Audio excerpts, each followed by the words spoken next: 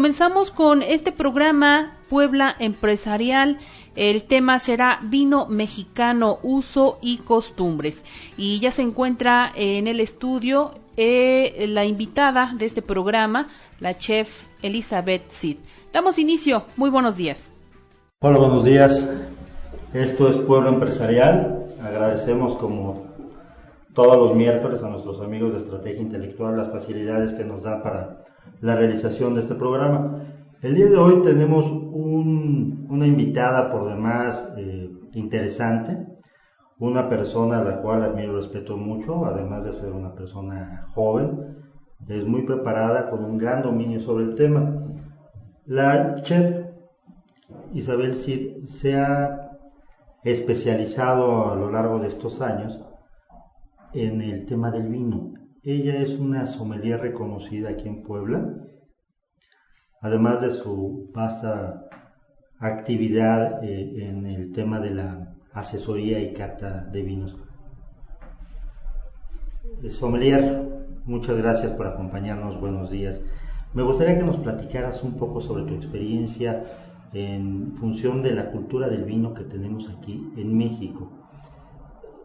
Tradicionalmente creo que hemos sido un tanto malinchistas cuando hablamos que los mejores vinos son, sí, los europeos, entiendo en ese sentido, y de repente cuando llegamos a un restaurante tenemos que degustar, nos enfrentamos con una carta en la cual viene una serie de recomendaciones de vinos para poder maridar nuestros alimentos, y de repente encontramos vino español, vino argentino, vino chileno, ocasionalmente encontramos vino mexicano, pero lo que sí generalmente lo desdeñamos pensando que los vinos sudamericanos o europeos de facto son mejores.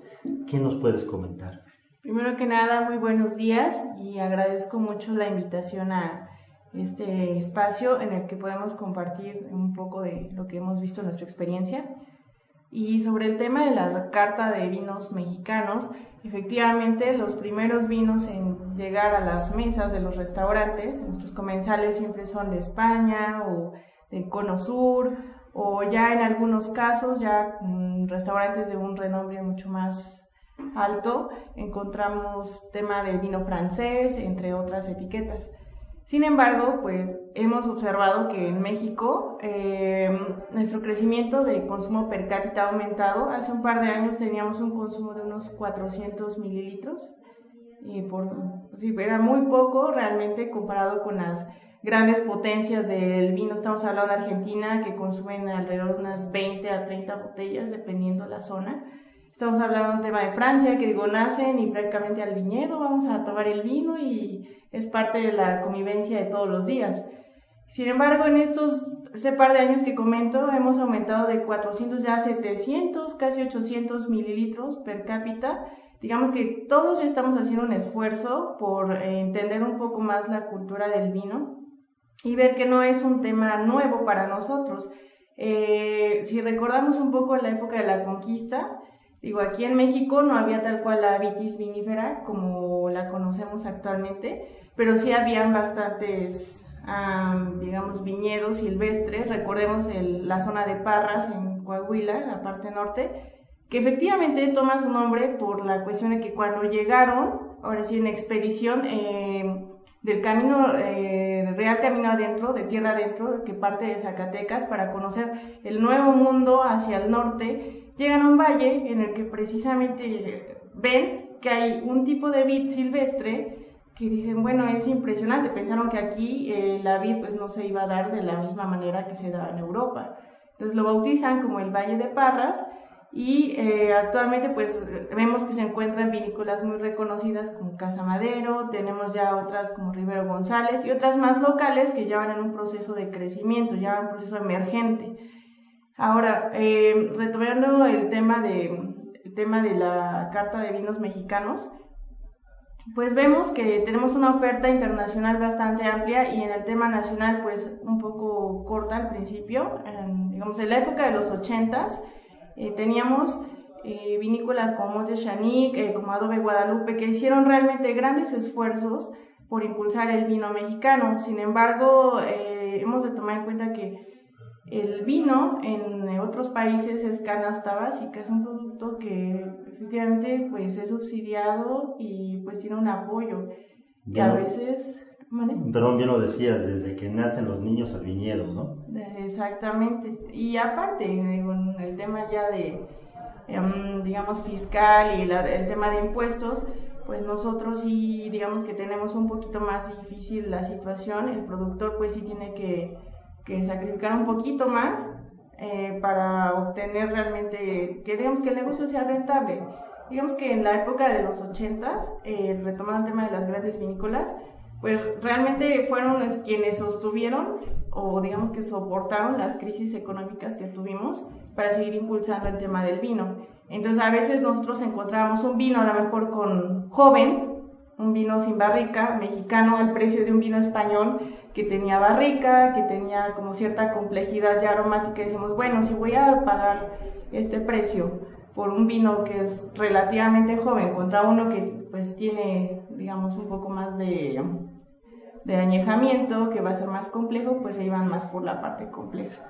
Aparte, producir un vino es diferente, dependiendo del tipo de vino, pues tiene cierto costo. Hablemos de las barricas, traer las barricas aquí en México, pues no tenemos tal cual un productor de barricas que produzca el roble francés o el roble americano, y pues hay que importar toda la maquinaria, digamos, hay que importar también las barricas, dar ese tipo de añejamiento a los vinos tiene un costo. Entonces, sí, por supuesto. Oye, me llama la atención, ahorita que mencionas de las casas vitivinícolas en México, yo supongo que deben haber uvas que se acoplaron mejor a la tierra mexicana. No sé, se me ocurre por ejemplo el Cabernet Sauvignon.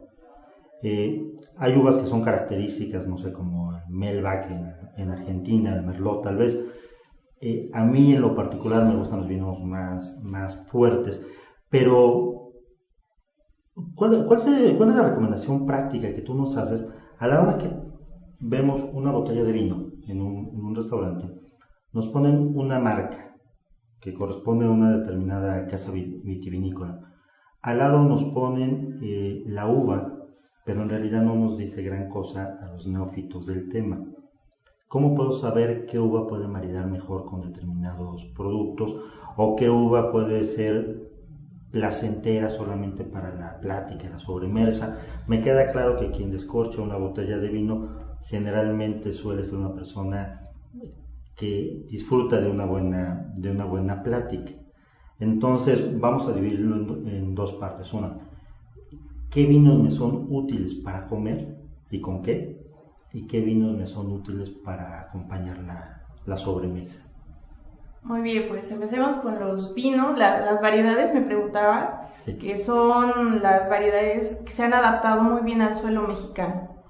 Empecemos por la Shiraz, que es una uva bastante estructurada, de muy buen cuerpo, por naturaleza, y es especiada. Esta uva, aunque yo no le ponga un paso por barrica, nos va a dar cierta complejidad aromática que puede ir desde el chocolate, de hecho le apodan así en el medio, en la uva chocolatada, puede ir a unos toques por ahí anisados, puede llegar al comino, puede llegar a diferentes abanico de especias que naturalmente por nuestro tipo de gastronomía queda excelente. La gastronomía mexicana es compleja, es especiada y hasta cierto punto grasa. Manejamos mucho como base, por ejemplo, la manteca, tenemos bastante en frutos secos, que pues también son muy ricos en diferentes tipos de aceites, y también el cacao, tenemos también la parte de los chiles. El chile es difícil de maridar, a lo cual la Shiraz nos suele dar en algunos casos algunos tintes ligeramente dulces o notas, notas dulces al principio, que nos pueden ayudar a hacer ese puente entre el picor, entre el dulzor y la grasa, también la complejidad. Por eso es una uva que recomiendo bastante con la comida mexicana. Eso hablando de temas típicos, hablando de moles, estamos hablando de adobos, hablando de lo que es mucho la cocina del centro, nos queda muy bien esa uva.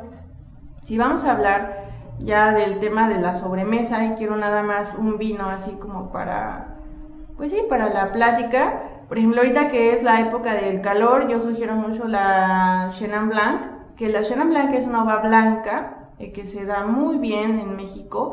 Es una origen del Val de Loire en Francia, pero ha tenido sus mejores adaptaciones al terroir sudafricano y al terroir mexicano. De hecho, se dice que estos dos países estamos como en competencia por la mejor expresión de esta uva.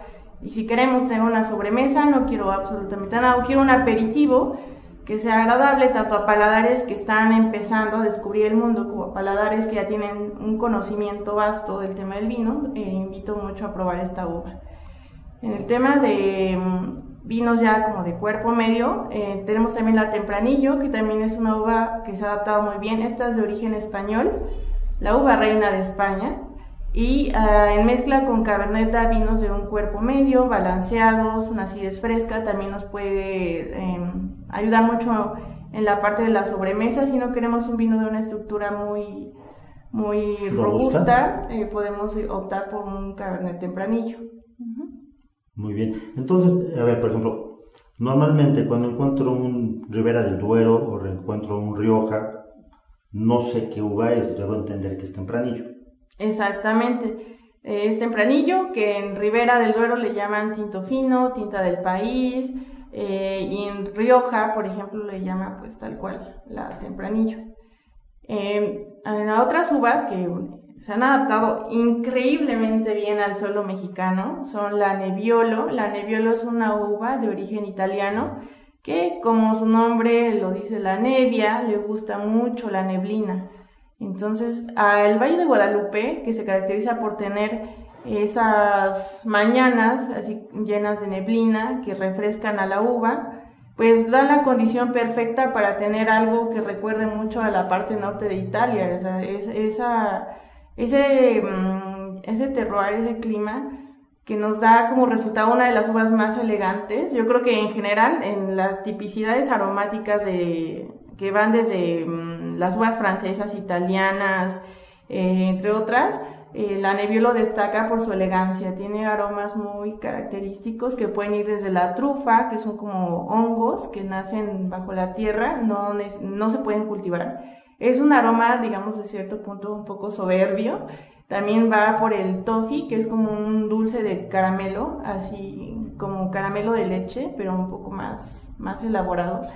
Y va incluso por las violetas, va por la parte floral, y si le ponemos un poquito de barrica es toda una belleza. Entonces tenemos la fortuna de tener una uva de esta elegancia y con esa expresión en México. Oye, regresando un poco al maridaje, vamos a considerar que estamos en Puebla. A ver, mole poblano y mole oaxaqueño aunque son moles, son diferentes. Uno es dulce y el otro contiene mayor picor. Para el mole poblano, ¿qué nos aconsejas? ¿Cuál sería el maderaje a recomendar? Aquí es todo un tema, porque dicen, bueno, es un plato de mucha estructura, es un plato complejo, es decir, muy barroco como nosotros acá en Puebla, y yo sugeriría, yo sé que puede sonar un poco raro, pero sugeriría un espumoso de carácter semidulce o brut, dependiendo del paladar con el que vamos a compartir el platillo y el vino. ¿Por qué un espumoso? Porque efectivamente yo creo que ya muchos dominamos este maridaje, porque la burbuja lo que va a hacer es venir a limpiar nuestro paladar de la complejidad aromática que tenemos, también del cuerpo graso, untuoso del mole, y aparte sugiero que sea semidulce por el picor. No sabemos realmente qué picor manejen en el platillo, que debe ser dulce, ¿no? De un carácter almendrado, no muy achocolatado. Muy achocolatado, no debe resaltar tanto la parte del picante. Y los chiles son de un carácter dulce también. El chile ancho tiene esa nota dulce, hasta de hecho hay un licor por ahí que se hace de chile ancho, por lo mismo. Pero sí debe haber ese puente en el que cuando uno, por ejemplo, come algo muy picoso y no sabe con qué calmárselo, una copa de vino de postre, créanme que hace maravillas. Entonces, aquí el dulzor nos va a ayudar mucho con esa parte, además de que la burbuja también va a ayudar a exaltar todos esos aromas propios tanto del mole como del platillo. De hecho, el maridaje sugerido es un champán, o sea, es un plato muy elaborado, es alta cocina, es complejo, en México, con un vino también de cierta complejidad, de cierta elegancia a nivel internacional. Ese es el maridaje por excelencia. En segunda instancia, digo, yo sé que no todos vamos a decir, ay, champán para todos. Podemos poner un cava también, un cava brut o semi, también nos puede funcionar muy bien. También, al igual que el champán, es una mezcla de 3 uvas, balanceado, armónico, y nos va a quedar de maravilla con el mole. Ya que habrá gente que dirá, no, pues yo soy más de tintos, a mí no me pongan ningún blanco, porque los blancos no son vino, así he escuchado alguna expresión. Déjame, perdón, te interrumpo. Yo he escuchado con amigos que me han comentado, el mejor blanco es el vino tinto. ¿Qué opinas? ¿Es mito urbano? ¿Es percepción? ¿Simplemente es gusto? Yo creo que es mito urbano, porque digamos que los diferentes tipos de aromas que puede desarrollar un blanco jamás van a ser iguales que un vino tinto. Es como si dijéramos, la mejor mujer es un hombre, así pues jamás, nunca, o sea, no va a ser, nunca va a ser así, ¿por qué? O viceversa, ¿no? El mejor es la mejor, bueno, al revés, ¿no? Okay. ¿Por qué? Porque en el blanco vamos a tener, lo que se busca mucho es tener el balance entre acidez y alcohol.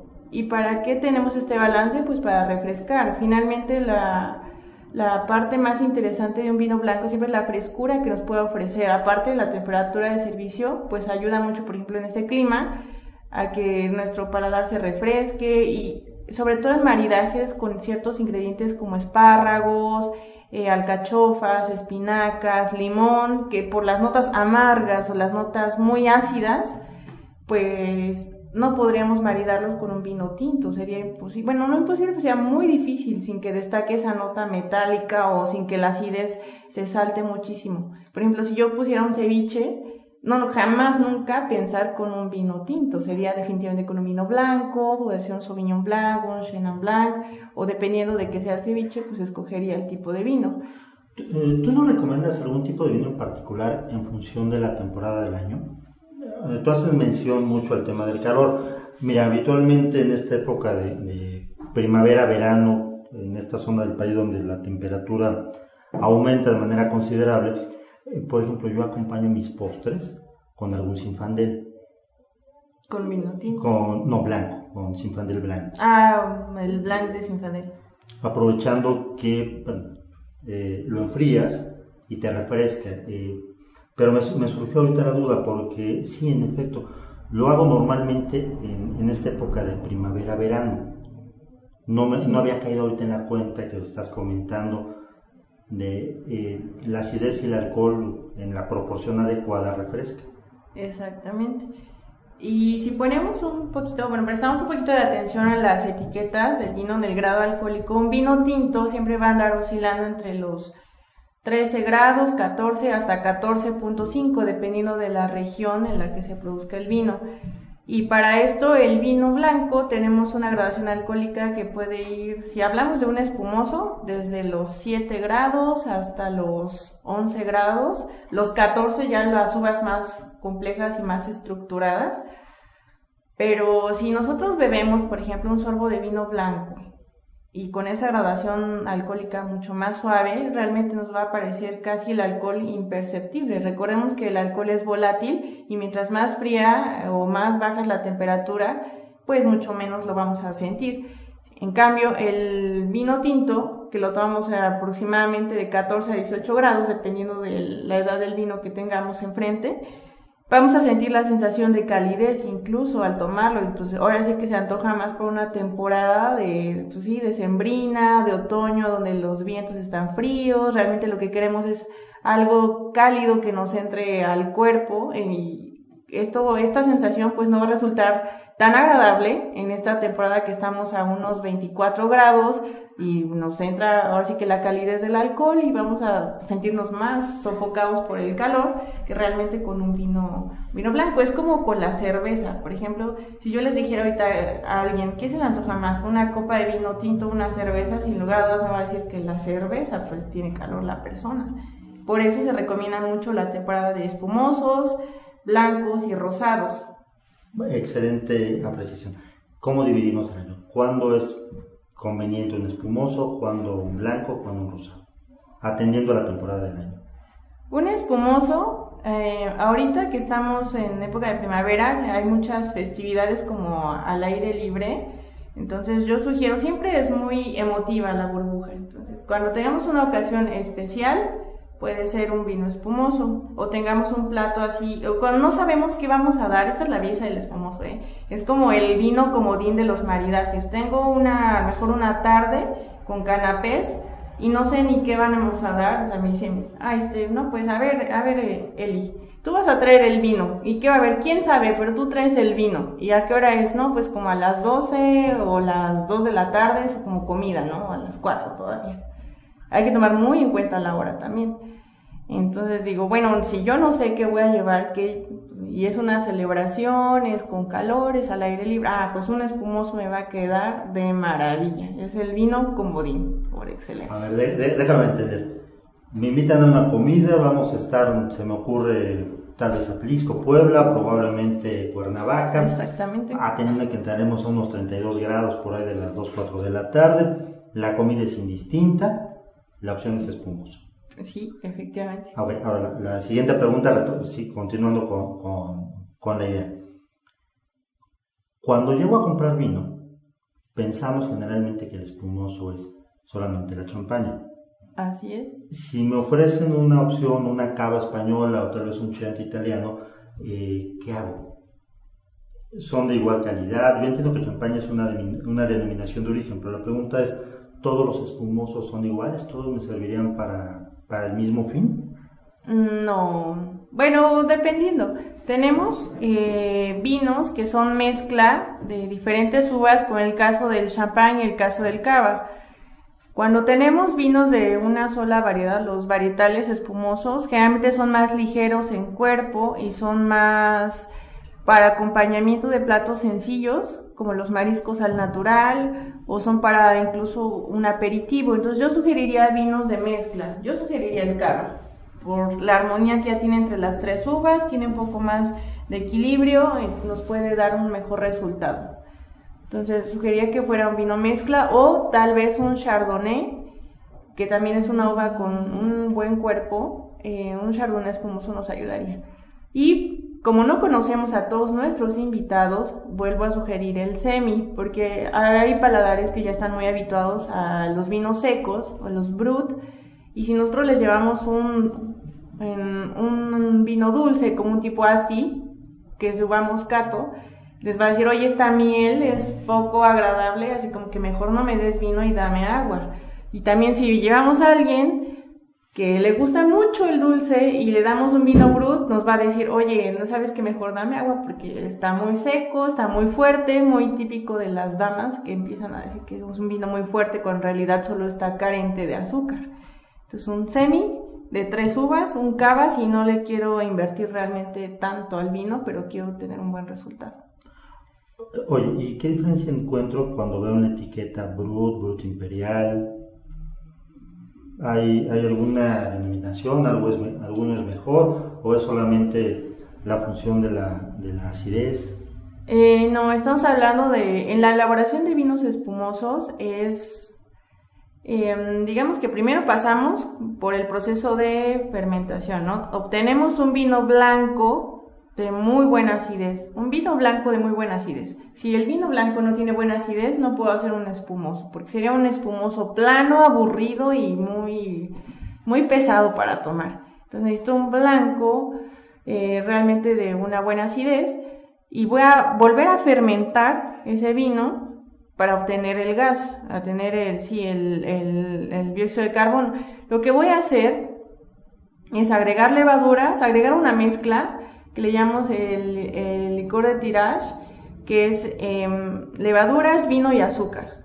O sea, para que las levaduras produzcan el gas necesitan comer. Entonces para eso le agregamos el azúcar, lo mezclamos con el vino, lo tapamos, que fermente. Ya después de que se produjo el vino va a haber un proceso de degüelle en el que voy a eliminar todas esas levaduras y voy a dejar solamente el vino espumoso ya tal cual. Para ello, cuando se hace el degüelle, se pierde un poco del vino porque sale a presión.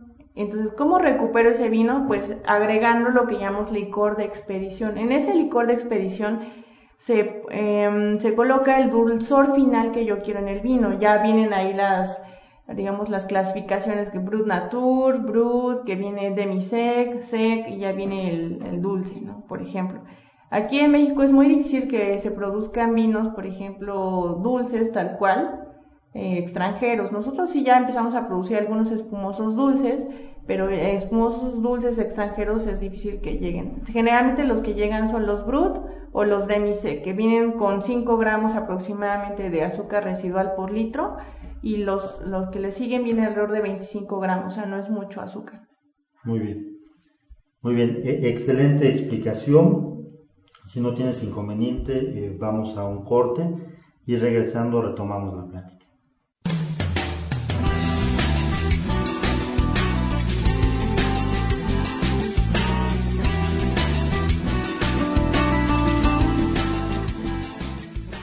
Vamos a continuar. Adelante. Chef, continuamos.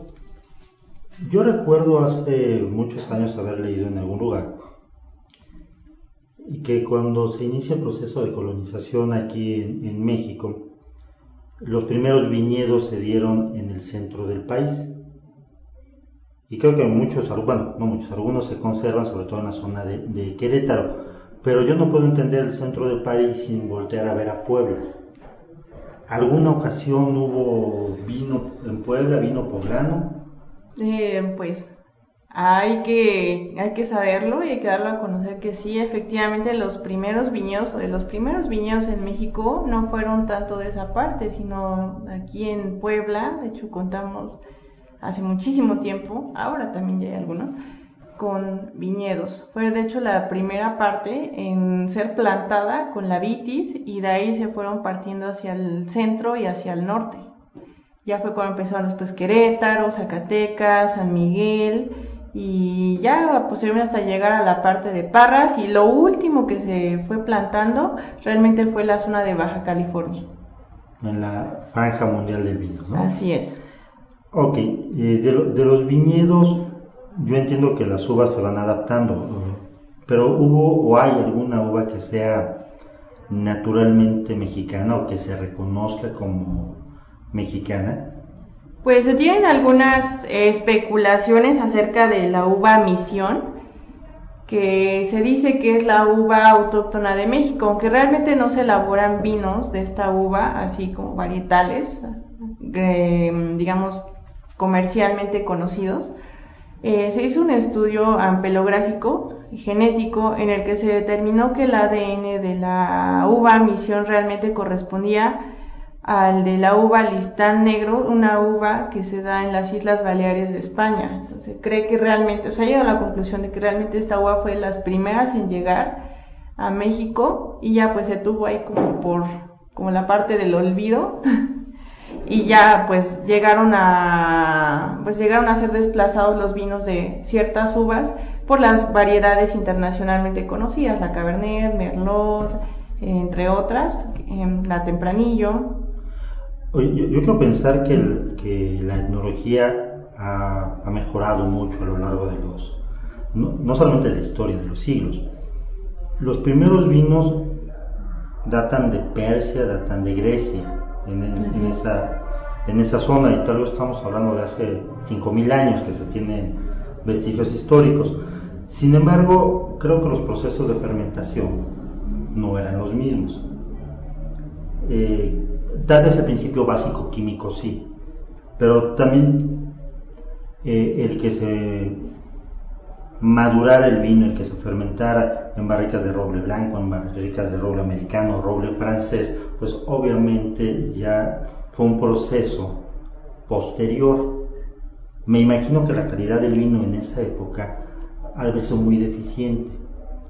Por lo tanto, la calidad del vino hoy en día tiene que ser muy buena, porque ya tenemos manera de medir el pH, el nivel de concentración de azúcar y cuestiones más técnicas, y sobre todo ya con conocimiento científico. Aquí en México, ¿cómo estamos?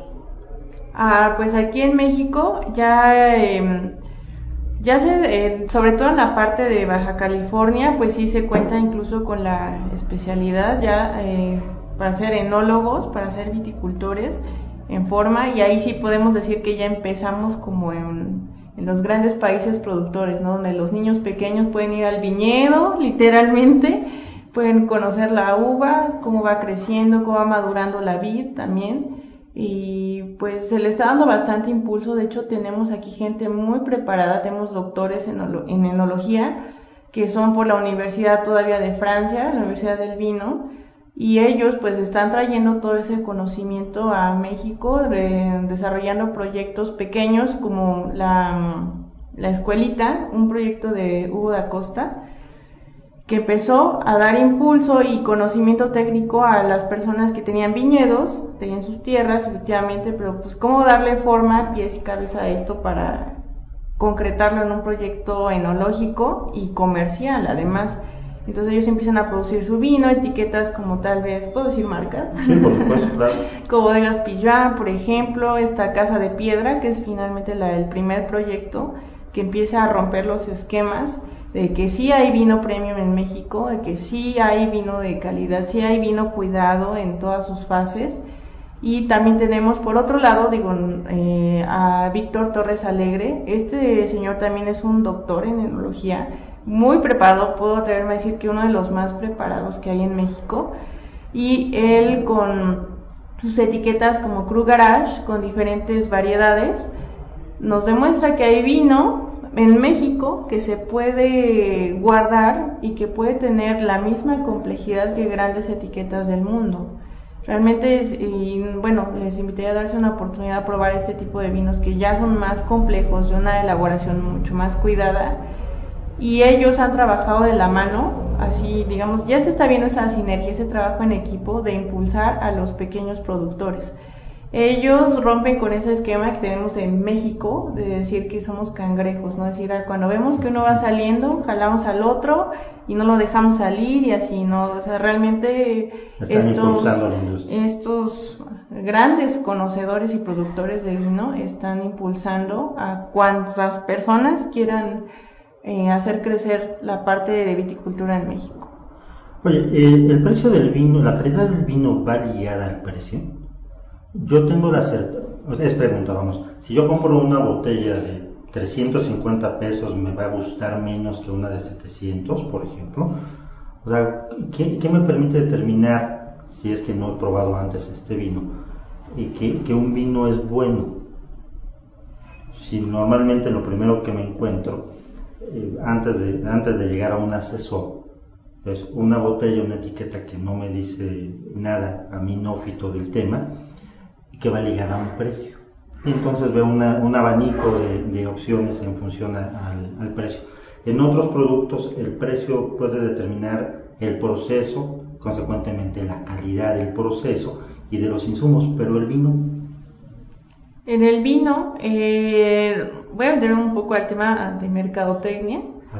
Sí, hay vinos de todas calidades, ¿no? Que son unos vinos más sencillos, que realmente son de una sola variedad, son de viñedos, viñedos muy grandes, que tienen viñas muy jóvenes, que son dadas para dar mucha cantidad, mucho volumen, vinos muy ligeros en cuerpo, frutales, pero realmente la satisfacción final que yo voy a tener de un vino va a ser sobre la expectativa. O sea, si yo voy a comprar un vino, debo tener muy en clara la finalidad para lo que lo estoy buscando. Porque efectivamente hay vinos que muy noblemente y humildemente nos van a ofrecer lo que tienen: frutalidad, acidez, van a tener a lo mejor un poco de tanino ligero y algunas notas frutales, florales, y es todo. No le voy a poder exigir tanto porque voy a saber que es un vino que no tiene paso por barrica, que es un vino de viñedos genéricos, que es una producción industrial. Entonces sería realmente muy cruel exigirle eso. Es como exigirle a alguien que apenas está aprendiendo a leer o escribir que me escribe una tesis doctoral acerca de un tema, ¿no? Entonces, si yo tengo muy clara la finalidad, por ejemplo, si yo lo que quiero es una cena muy compleja, un maridaje muy construido, muy elaborado, pues voy a buscar un vino que tenga la misma estructura, que tenga la misma complejidad. Entonces, ahí es donde puedo jugar con el precio, decir, bueno, si yo quiero un vino de esta calidad, ya sé que voy a ir sobre un cierto rango de precios igual que en la comida. Entonces, sí es determinante primero la finalidad, y ya sobre la finalidad ya puedo empezar a decir, pues mi expectativa es muy alta o muy baja por el precio que tiene. Ok, entonces sí lleva una cierta relación, pero finalmente es el entorno lo que le va a dar el encanto. Ahora, ya que sí estoy hablando, yo ya tengo la idea de que quiero un vino sencillo.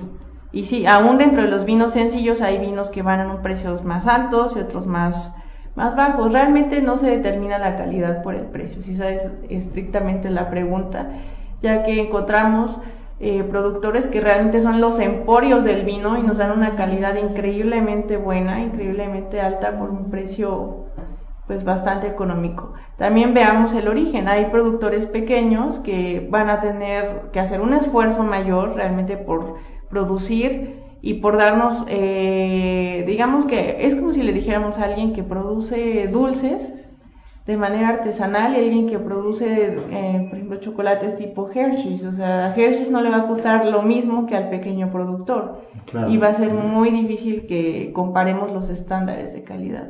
Escala y volumen. Oye, dos preguntas. Una, ¿cómo nos ven en el extranjero en función de la calidad del vino mexicano? ¿Tenemos calidad para competir?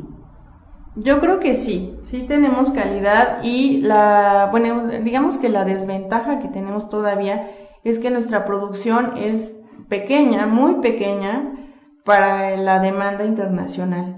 O sea, todavía, afortunadamente, los mililitros que han ido aumentando en consumo per cápita son para consumo nacional. O sea, realmente el mexicano está apoyando al vino mexicano. El vino que se le da prioridad ya es el que se pide en las cartas nacionales. Ya dicen, bueno, sí vamos a hacer un esfuerzo de invertirle de 100, 200 pesos más, pero vamos a apoyar al vino mexicano. Entonces, esto queda como resultado que el autoconsumo sobrepase la expectativa y lo que quede para exportación realmente es muy pequeño. Entonces, digamos que si aquí el vino nacional es caro, en el extranjero es más caro y más difícil de encontrar. De hecho, es muy difícil. Entonces, como para dar ese margen, la gente que viene a México es la que realmente tiene la oportunidad de conocer bien, a ciencia cierta, los vinos que se producen aquí. Ok, casas mexicanas. Normalmente escuchamos nombres que nos suenan más a italiano, por ejemplo, Luis Angelo Cheto, por ejemplo, o hay denominaciones como Monte Chanic que suenan muy, muy mexicanas. Uh-huh. ¿Qué casas mexicanas tenemos?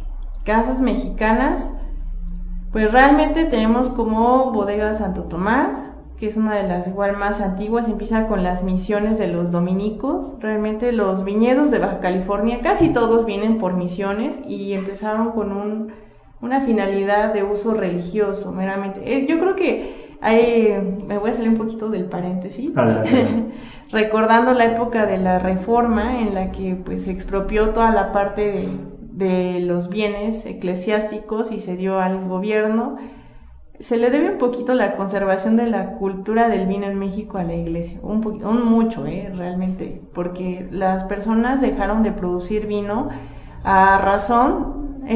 Vamos a remontarnos un poquito mucho más la época del virreinato, en el que España era el proveedor principal de vinos para México.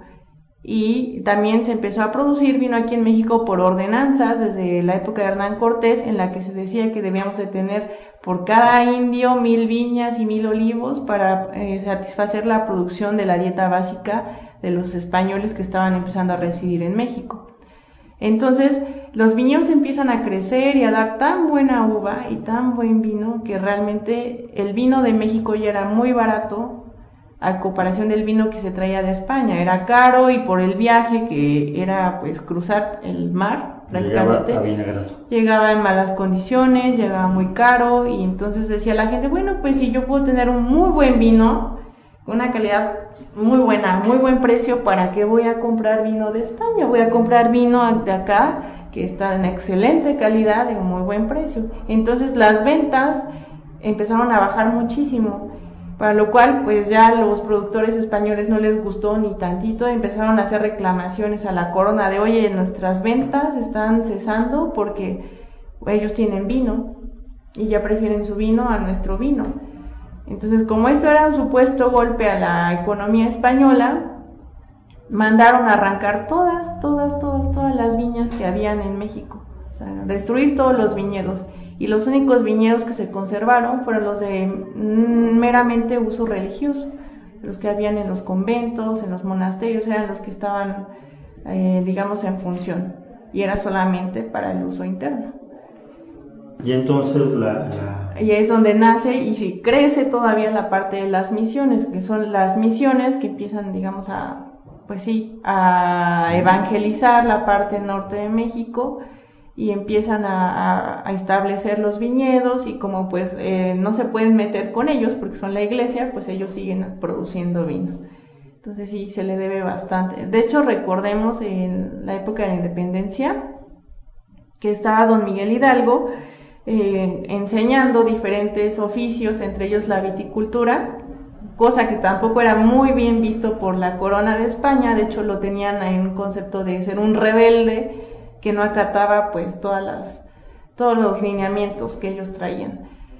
Se dice que realmente el inicio de del llamado, del grito de Dolores fue por una provocación que se le hizo al cura al quemarle sus viñedos. O sea, le dijeron, o te calmas o te calmas, y una provocación como decirle cálmate fue quemarle sus viñas, lo cual en vez de calmarlo pues lo enfureció al grado de convocar al pueblo para decir vamos a levantarnos porque esto no puede seguir de esta manera.